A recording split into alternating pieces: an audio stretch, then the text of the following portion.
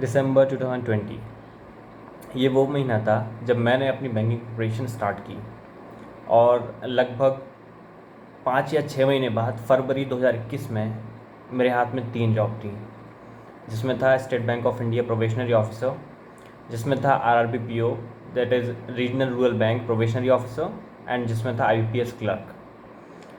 इतने कम समय में आज के ज़माने में जहाँ पे एम्प्लॉयमेंट रेट इतना हाई है, एक तरह की सरकारी जॉब पाना एक बहुत ही मुश्किल काम है। और आप किसी भी सरकारी जॉब के लिए जाइए, कम से कम रिक्रूटमेंट प्रोसीजर कंप्लीट होने में 1-2 साल लग ही जाते हैं, लेकिन एक बैंकिंग ही ऐसा सेक्टर है जो आपको इतना फास्ट रिक्रूटमेंट कंप्लीट करके आपके हाथ में जॉब रख देता है। और एक बार फिर वही समय आ गया कि फिर से आपके 2021 में लगभग दिसंबर तक आपके हाथ में फिर से जॉब होगी। अगर जो लोग वाकई में चाहते हैं कि वो इस साल बैंकिंग जॉब्स लें जिसमें प्रोबेशनरी ऑफिसर और क्लर्क की जॉब्स आते हैं, तो ये वीडियो उन्हीं लोग के लिए है जो फटाफट तेज़ रिक्रूटमेंट के थ्रू होते हुए बैंकिंग जॉब्स पाना चाहते हैं। और उनको मैं बताऊंगा कि किस तरह और क्या स्ट्रेटजी फॉलो करनी है ताकि वो कम समय में और ये बैंकिंग एग्ज़ाम प्री मेंस और इंटरव्यू क्वालिफाई कर सकें फॉर पीओ, और अगर क्लर्क की बात करें तो प्री और मेंस क्वालिफाई कर सकें। नमस्कार, मेरा नाम है अनुभव पटेरिया और स्वागत है आप सबका करियर डायरेक्टर यूट्यूब चैनल पर। दोस्तों, इस वीडियो में सबसे पहले हम एग्ज़ाम्स के बारे में देखेंगे। एग्ज़ाम्स क्या क्या होते हैं। बैंकिंग के एग्ज़ाम्स प्राइमरीली 2 कंडक्टिंग बॉडी लेते हैं। एक तो एसबीआई लेता है, वो अलग से अपनी रिक्रूटमेंट कंडक्ट कराती है, जिसमें एसबीआई प्रोबेशनरी ऑफिसर होता है और एक एसबीआई क्लर्क होता है। तो उनके रिक्रूटमेंट बस आने ही वाले हैं। एसबीआई क्लर्क का रिक्रूटमेंट आप विद इन अ वन भी एक्सपेक्ट कर सकते हैं। काफ़ी समय से डिले हो रहा है कोविड की वजह से, पर जल्दी आने वाला है। तो ये गुड न्यूज़ आने वाली है। तो जिन जिन बच्चों को एसबीआई क्लर्क की प्रिपरेशन करनी है, उनको सबसे ज़्यादा पढ़ाई की ज़रूरत है। If they want any kind of help from me, they can comment their queries in the comment section below. SBI PO का जो एग्ज़ाम है वो भी जल्दी आएगा, लगभग 1-1.5-2 महीने में कभी भी आ सकता है। अब बात करते हैं आईबीपीएस एग्ज़ाम की, जिसमें टोटल 4 एग्ज़ाम्स होते हैं। 2 एग्ज़ाम होते हैं ग्रामीण बैंक के लिए, क्षेत्रीय ग्रामीण बैंक के लिए, जिसमें एक होता है RRB PO that is regional rural bank probationary officer का एग्ज़ाम, और एक होता है आरआरबी क्लर्क जो कि regional rural bank office assistant clerk का एग्ज़ाम जिसे हम कहते हैं। ओके, और बाकी के 2 एग्ज़ाम होते हैं, वो होते हैं पीएसबी के लिए, पब्लिक सेक्टर बैंक्स के लिए, जिसमें एक होता है आईबीपीएस प्रोबेशनरी ऑफिसर का एग्ज़ाम, और दूसरा होता है आईपीएस क्लर्क, जिसमें नॉर्मल आईपीएसबी के लिए क्लर्क ऑफिसर असिस्टेंट को भर्ती करते हैं। तो ये टोटल 6 एग्ज़ाम्स हैं। अब इन 6 में से 2021 के सारे 6 के 6 एग्ज़ाम्स होने बाकी हैं। सबसे पहले शुरुआत होगी एसबीआई क्लर्क से, जो कि विद इन 15 डेज़ हमारे पास आ जाएगा उसका नोटिफिकेशन, और उसका एग्ज़ाम एक्सपेक्ट कर रहे हैं, जितने एक्सपर्ट से मैंने सुना है, पता किया है कि उसका एग्ज़ाम लगभग जून में 90% उसका प्री एग्ज़ाम हो जाएगा। उसकी ज्वाइनिंग उसके नेक्स्ट 3 मंथ्स में ज्वाइनिंग हो जाती है, 3-4 मंथ्स में। बहुत फास्ट प्रोसीजर होता है। बैंकिंग की यही तो खासियत है। आजकल जब आप एसएससी यूपीएससी के एग्ज़ाम देने जाते हो तो 2-2 3-3 साल प्रोसीजर चल जाता है। तो क्यों उसमें फंसा जाए। आप बैंकिंग में आइए, अगर आपको कुछ प्रिपरेशन करना है तो आप आगे भी प्रिपेयर कर सकते हैं। तो ये उस चीज़ के लिए अच्छा है। जो लोग बोलते हैं कि नहीं भाई बैंकिंग में क्यों आए, वर्कलोड है ऐसा वैसा, आप क्लर्क ज्वाइन कर लीजिए, वर्कलोड नहीं चाहिए तो, और आपको अगर सैलरी अच्छी चाहिए तो you can go for PO. Both options हैं और कुछ भी इसमें टफ नहीं है। बस आपकी मेहनत बहुत इंपॉर्टेंट है और एक सही स्ट्रेटेजी ज़रूरी है, जो मैं इस वीडियो में बताने वाला हूँ। आपको डिटेल स्ट्रेटेजी बताने वाला हूँ कि आपको हर एक सब्जेक्ट को कैसे इंडिविजुअली डील करना है। तो मैंने आपको बैंकिंग एग्जाम के टोटल 6 बता दिए। SBI PO, SBI clerk, RRB PO, RRB clerk, IBPS PO, IBPS clerk, ये 6 एग्जाम्स हैं। ठीक है, और आईबीपीएस इनमें से 4 लेता है और 2 एसबीआई अपने अलग लेता है, SBI clerk and SBI PO. These 6 exams आते हैं। अपार्ट फ्रॉम दैट अब अपन आ जाते हैं फाइनली स्ट्रेटजी पे आ जाते हैं कि स्ट्रेटजी कैसे करना है हर एक सब्जेक्ट में। बात पहले तो बता दें कि जो प्रोबेशनरी ऑफिसर के एग्ज़ाम्स हैं उनमें 3 फेजेस होते हैं, प्री एग्ज़ाम, मेंस एग्ज़ाम और इंटरव्यू। और क्लर्क की बात करें तो उसमें सिर्फ प्री और मेंस एग्ज़ाम, इंटरव्यू नहीं होता है क्लर्क में। अब प्री एग्ज़ाम की बात करते हैं। प्री एग्ज़ाम में क्या होता है, टोटल 3 सेक्शन होते हैं जब अपन बात करें तो नॉर्मल बैंक एग्ज़ाम्स की, और ग्रामीण बैंक में 2 सेक्शन होते हैं, उसमें इंग्लिश नहीं आती है।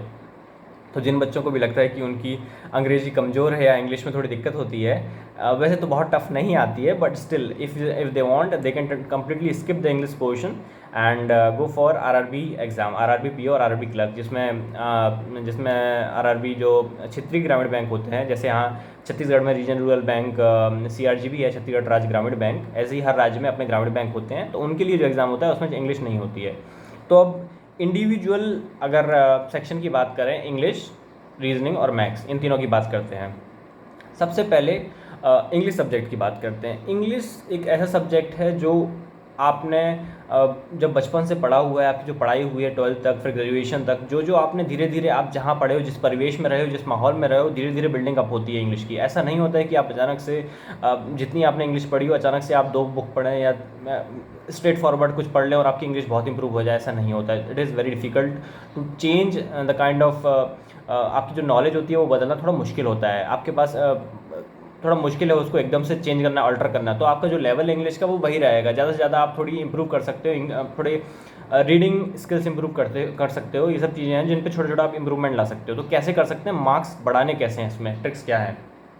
सबसे पहले बात करें कि इंग्लिश सेक्शन में आता क्या क्या है।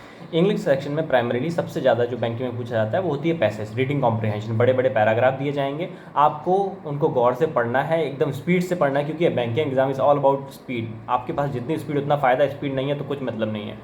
तो आपको बड़े बड़े पैराग्राफ्स दिए जाएंगे, आपको उन पैराग्राफ को रीड करना है और उनसे रिलेटेड 6-7 क्वेश्चंस होंगे। वो खास करके उनका लेवल थोड़ा अच्छा होता है, जैसे न्यूज़पेपर में जो एडिटोरियल्स वगैरह के लेवल होते हैं उस टाइप के लेवल के होते हैं।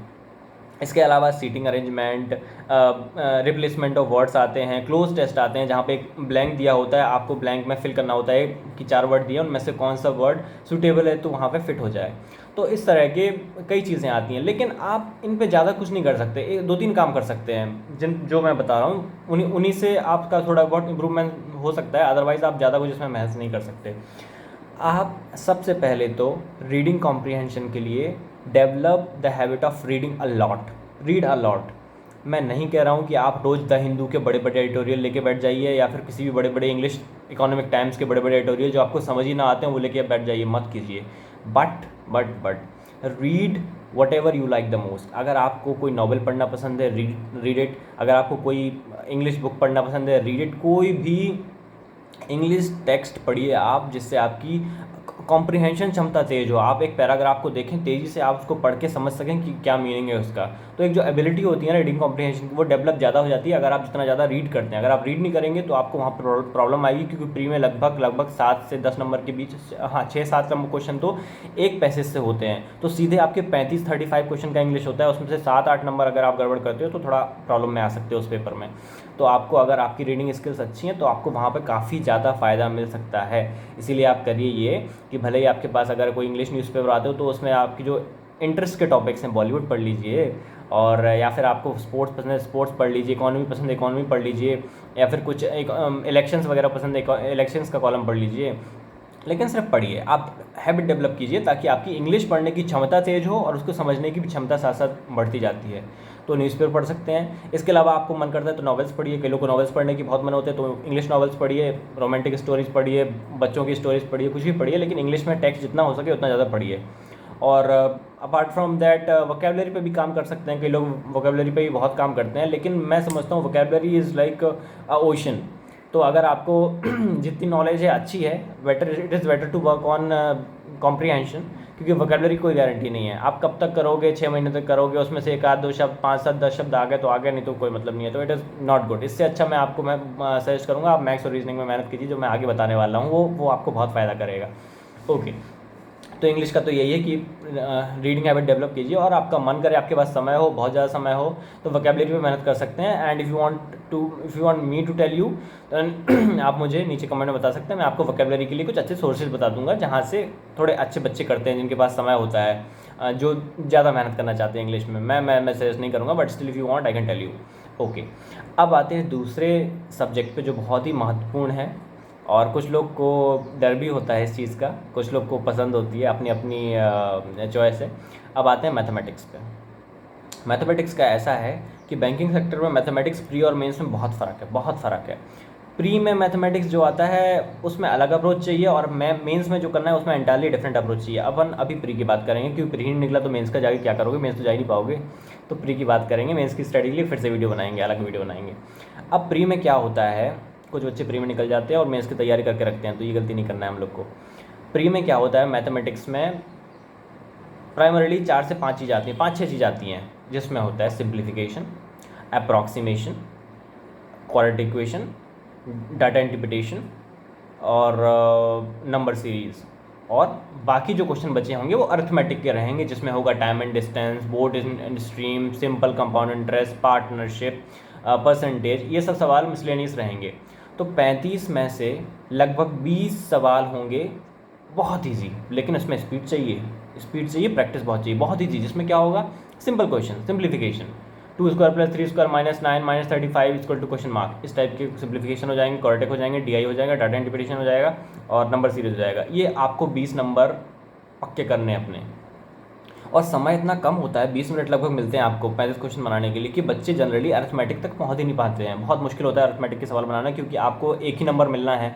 आप अरिथमेटिक का बड़ा सवाल बनाइए या फिर एक सिंप्लीफिकेशन का छोटा सवाल बनाइए, नंबर एक ही मिलना है। तो बच्चे क्या करते हैं, जो ईजी सवाल हैं उनको पहले अटैम्प्ट करते हैं, अगर समय बचता है तो अरिथमेटिक तक जाते हैं, वरना आप 20 नंबर, ये जो छोटे छोटे टॉपिक्स हैं, 5-5 क्वेश्चन आते हैं हर टॉपिक से, इनके 20 नंबर उठा लीजिए, तो आपका एक एवरेज मैथ्स का कट ऑफ भी निकल जाएगा और आप ठीक ठाक स्कोर भी कर जाएंगे। और इन सब के लिए प्रैक्टिस बहुत इंपॉर्टेंट है। आपको टेबल्स याद होनी चाहिए, सबसे पहले तो 20 तक 20 तक टेबल्स याद होनी चाहिए, और मैं सजेस्ट करूँगा 50 तक आपको स्क्वायर्स याद होना चाहिए। और क्यूब्स की बात करें तो क्यूब्स आपको अगर 20 तक भी याद है, दैट इज सफिशिएंट। और क्यूब्स और स्क्वायर्स और टेबल्स के लिए अगर कुछ टिप्स एंड ट्रिक्स चाहिए तो do tell me in the comment section, वो भी मेरे पास है, डोंट वरी, मैं बताऊंगा अच्छे से सब कैसे करना है। क्योंकि ये हम लोग इतनी बड़े एज में आ गए, अचानक से मैं आपको बोलता हूँ कि आपको टेबल्स याद करनी है तो, और क्यूब्स याद करने हैं, स्क्वायर्स याद करने हैं, 50 तक याद करना थोड़ा मुश्किल होता है, बट उसके सबकी ट्रिक्स होते हैं, डोंट वरी, ये सब रटने की जरूरत नहीं है। ओके, अब मैथ्स की खत्म बात होती है, क्योंकि मैथ्स में आपने 20-22 स्कोर कर लिया और आप अच्छे बच्चे हो, बहुत एक्सीलेंट बच्चे हो, मैथमेटिक्स बैकग्राउंड से या फिर बहुत स्पीड है आपकी, तो आप 25-30 भी कर सकते हो, ऐसा कुछ बात नहीं है, बच्चे करते हैं। चलिए, अब अपन तीसरे सेक्शन की ओर बढ़ते हैं, दैट इज़ वेरी इंपॉर्टेंट, जो मैं कहूँगा कि जान है, स्ट्रेंथ है बैंकिंग एस्पिरेंट की। अगर आप बैंकिंग में हो तो आपको ये होना ही चाहिए, और कहीं ना कहीं बैंकिंग के बच्चों की वो मजबूती होती है, एक ताकत होती है। ये है रीजनिंग का सेक्शन। अब रीजनिंग सेक्शन, जो बच्चे एसएससी करते आए हैं, जो बच्चे रेलवे के एग्जाम देते आए हैं, उनको लगता है कि रीजनिंग तो रीजनिंग है भैया, अल्फ़ाबेट से खेल लेते हैं, ABCD और रट लेते हैं उनके number, A for 1, B for 2, C for 3 ऐसे रट लेते हैं और हो जाता है। ऐसा नहीं है। जो बैंकिंग की रीजनिंग है वो टफ़ होती है, बिल्कुल मैं कहूँगा टफ़ होती है। इट डिमांड्स हार्ड वर्क, इसमें काफ़ी मेहनत की ज़रूरत होती है, और ख़ास करके उन बच्चों के लिए जो पहली बार बैंकिंग में आ रहे हैं। तो अगर आप पहली बार बैंकिंग की तैयारी शुरू करने जा रहे हैं तो मैं आपको बिल्कुल सजेस्ट करूंगा कि एग्ज़ाम आने से लगभग 1-2 महीने पहले रीजनिंग को पकड़िए सबसे पहले।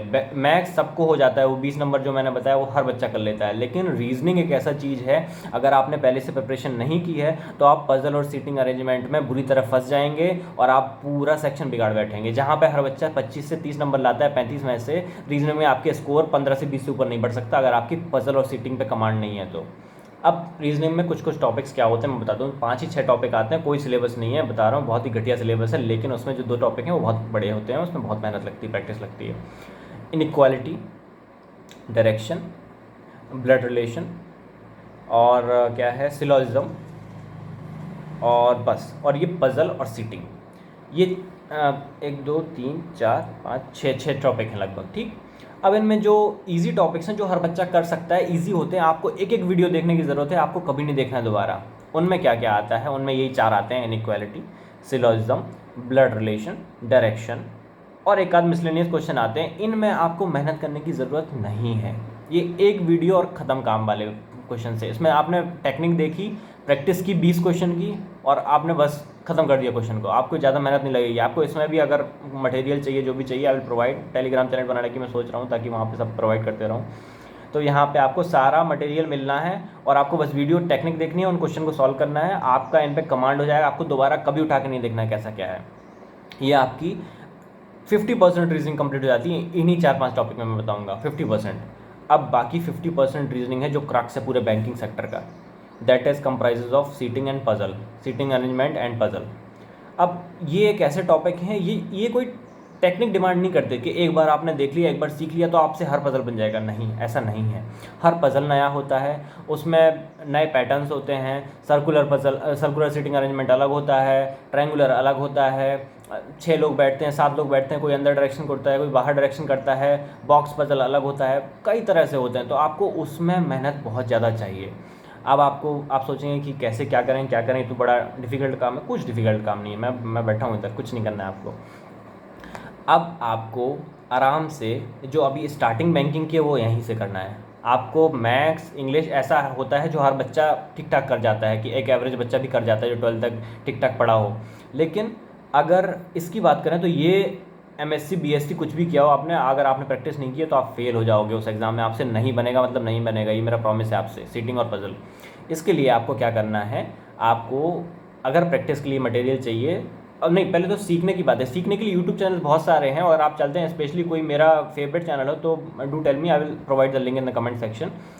और इसके बाद जब आप इसकी थोड़ी सी टेक्निक्स देख लें एक दो कि ठीक है कैसे क्या होता है, थोड़ा आइडिया मिल जाए, इसको सिखा कोई नहीं सकता, बस एक आइडिया दे सकता है। जब आपको एक आइडिया मिल जाएगा तो आप क्या करिए, उसको प्रैक्टिस करिए। आप लोग पूछेंगे प्रैक्टिस कहाँ से करना है भैया, उनको पता नहीं है, कोई बात नहीं, प्रैक्टिस मैं बताता हूँ आपको। प्ले स्टोर में जाना है और एक अड्डा 247 करके ऐप होता है, अड्डा 247 ऐप होता है, उसको आप डाउनलोड कीजिए, अपने फ़ोन में ऐप डाउनलोड कर लीजिए, और उसमें जाके बैंकिंग सेलेक्ट कर दीजिए। उसमें पूछता है कि आप कौन से एग्ज़ाम की तैयारी कर रहे हैं, तो आप बैंकिंग सेलेक्ट कर दीजिए।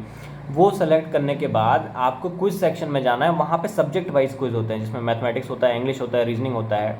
तो वहाँ पे आपको सारे टॉपिक्स के क्विज मिल जाएंगे, हज़ारों की संख्या में मिल जाएंगे।